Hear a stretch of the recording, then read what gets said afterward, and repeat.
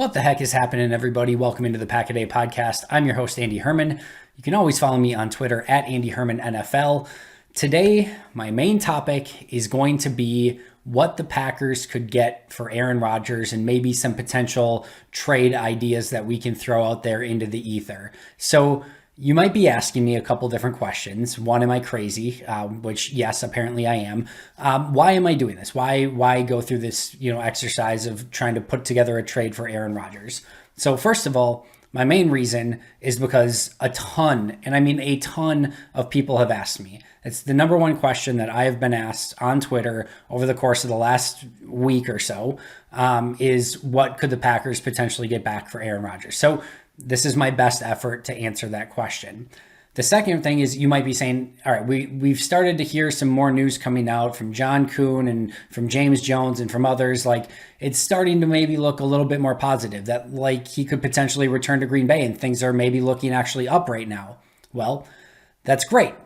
But I know this saga, right? Most Packer fans know this saga. These things will ebb and flow like 100 more times before everything is said and done. Like tomorrow something will break and it'll be like, well, Rodgers is gone for sure. And then the next day something else will come out and you'll be like, oh, okay, maybe he's going to come back. And that's going to happen like literally 100 more times. So it is a roller coaster of emotion. So today Packer fans might be feeling good and saying, okay, I think he's actually going to be a Packer. Tomorrow it could be totally insanely different. So who knows what tomorrow's going to bring, but let's kind of go over some potential trade scenarios. Nonetheless, mostly because a lot of people have asked me about it, and I'm here to address it as best I possibly can.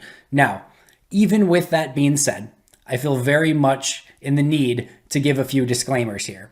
First and foremost, everyone, and I literally mean everyone, has different ideas of what players are worth in return for a trade and trade values and things like that. I'm going to like a player more than you're going to like a player, or you're not going to like a player, I'm going to like him, vice versa, etc. There's going to be differing views on what a player is worth. Guess what?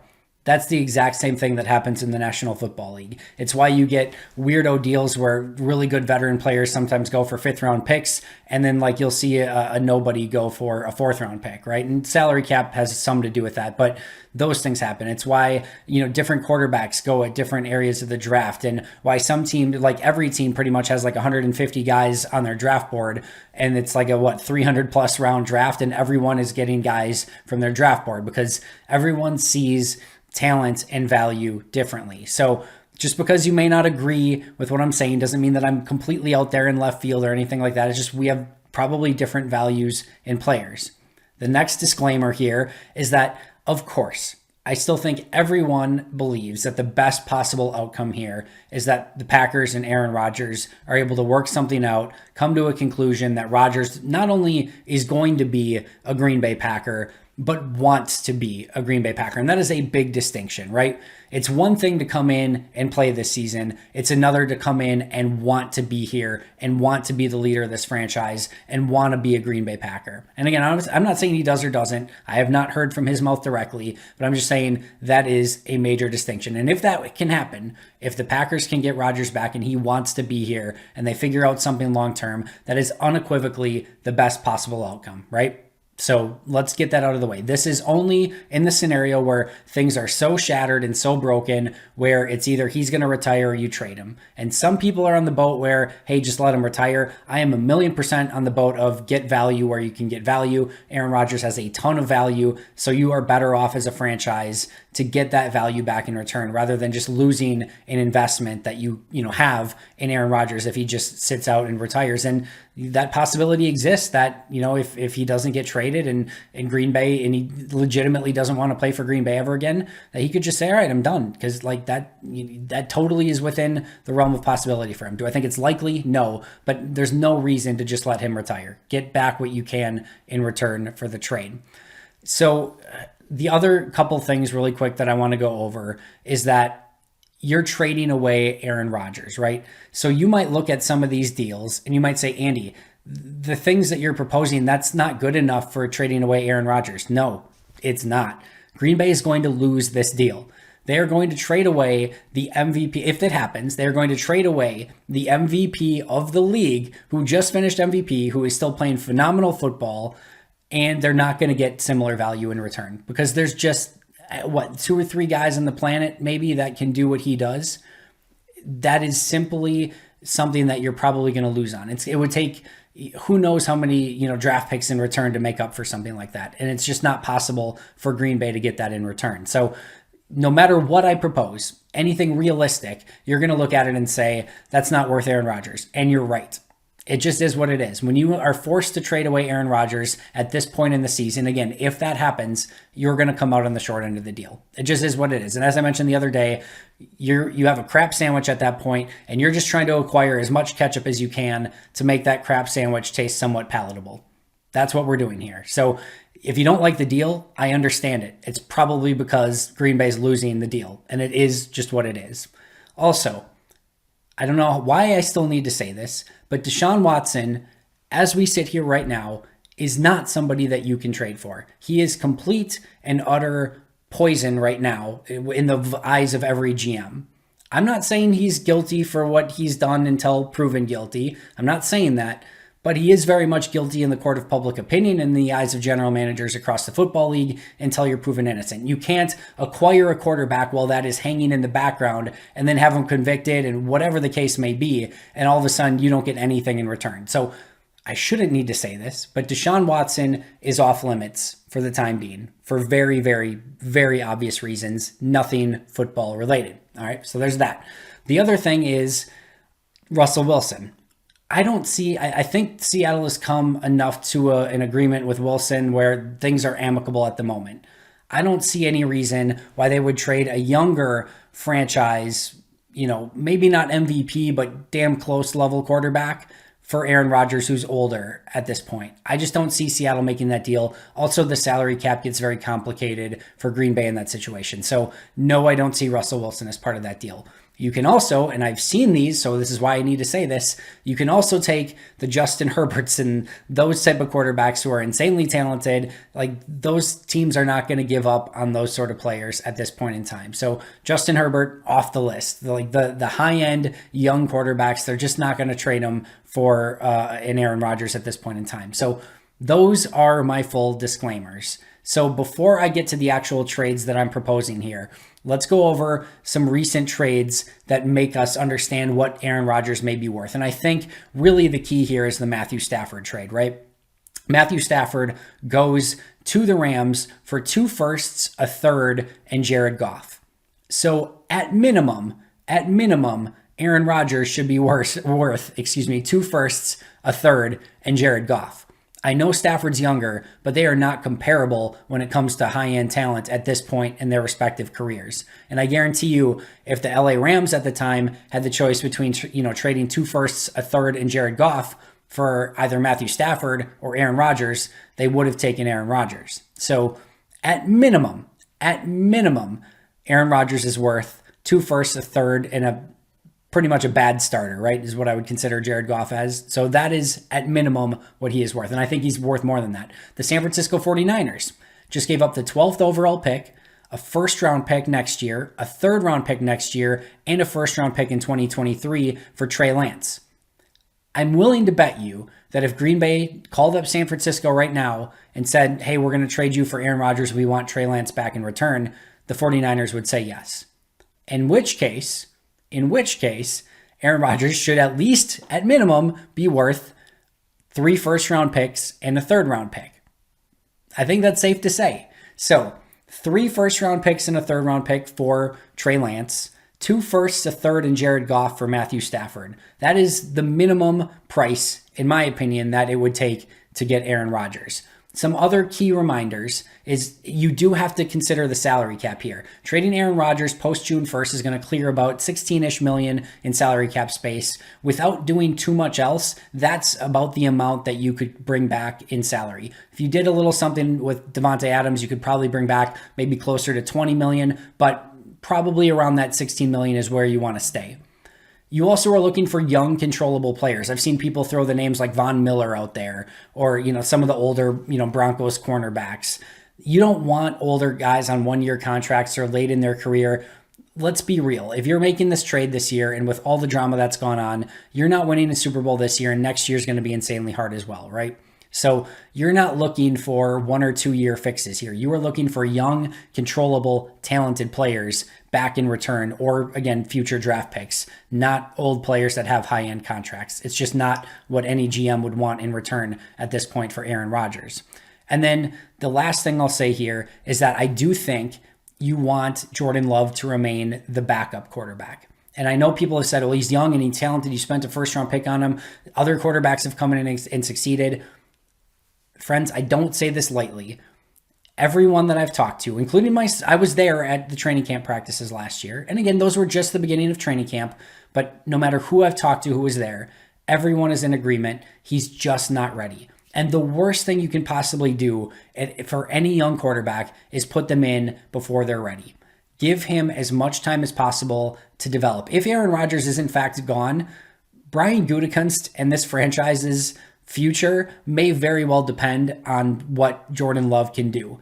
If you rush him and make him play before he's ready, you're just compounding the problem. The operation should be as soon as Aaron Rodgers is gone to make sure that Jordan Love is successful in any way, shape, or form possible. And that is very likely not to put him in right now on day one. So in my opinion, you need to get some quarterback back in return, even if it's just a placeholder for the time being. So I've spent 11 minutes basically going over disclaimers, but let's jump in to some of these trades. I'm going to go through 5 teams. I do think that Green Bay would want to trade them to the AFC if at all possible. If it's an NFC team, I think you're going to have to make them pay a premium to stay in the NFC. So I'm going to start with the Carolina Panthers. Not ideal, but I'm going to go through 5 teams, and some of these maybe don't make a ton of sense, but most teams don't because they just went out and acquired quarterbacks. I still think Carolina could make sense. So my proposed trade here, Sam Darnold, who I don't like for the record. I'm not saying that these are all going to be deals that I love, but these could make some logical sense.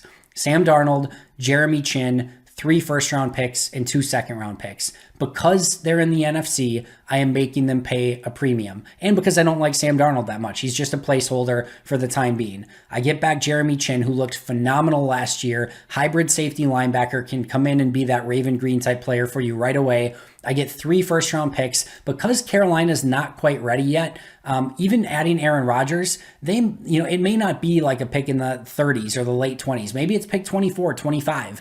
And that has immeasurably more value than a team with Aaron Rodgers that makes a Super Bowl run, right? So you get 3 first-round picks, 2 seconds. You add a ton of draft capital in this process.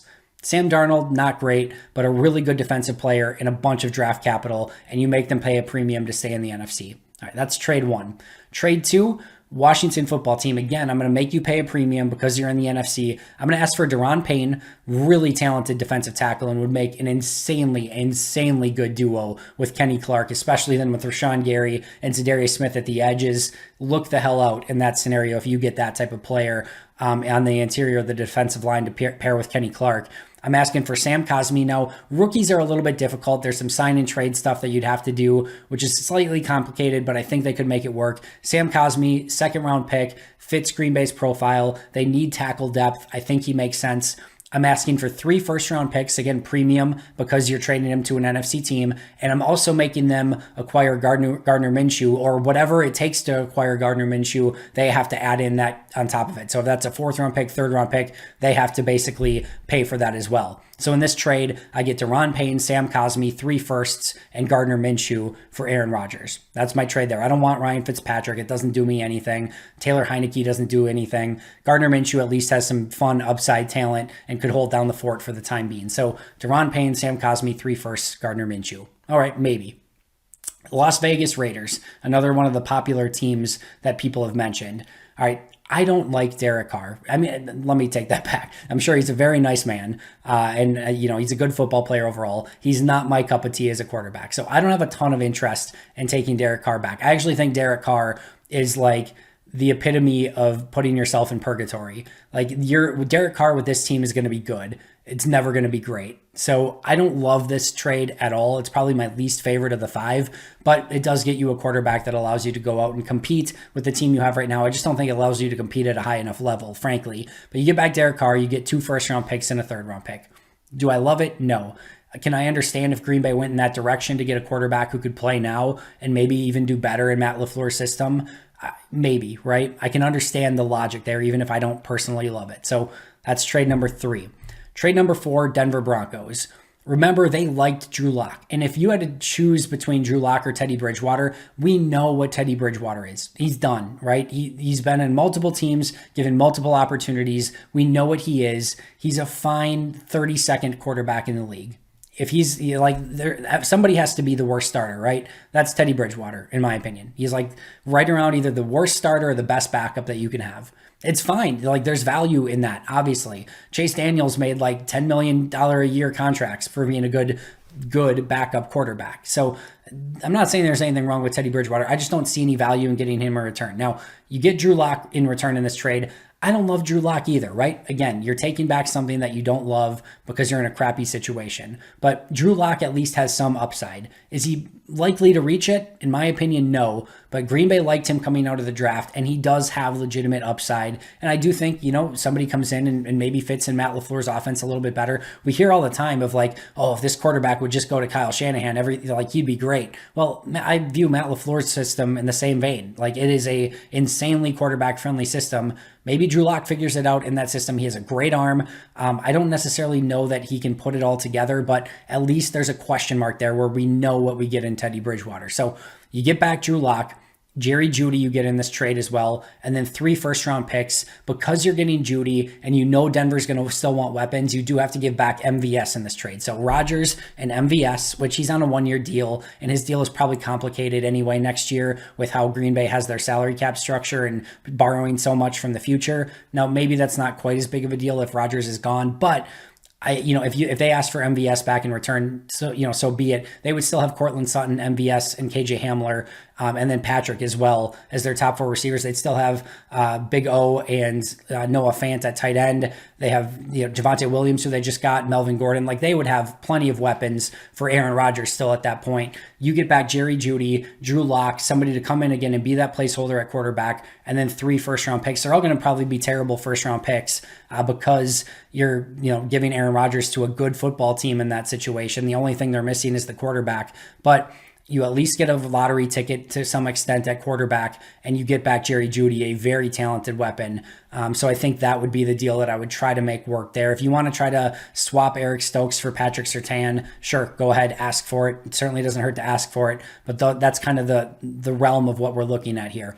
And then last but not least, the deal that I personally like the most, Aaron Rodgers for Baker Mayfield, Grant Delpit, and a 3rd-round pick. And this is probably the one that's going to be the most controversial. But people don't realize Baker Mayfield was the 8th rated quarterback by Pro Football Focus last year. And that is not a fluke. And he started the season poorly.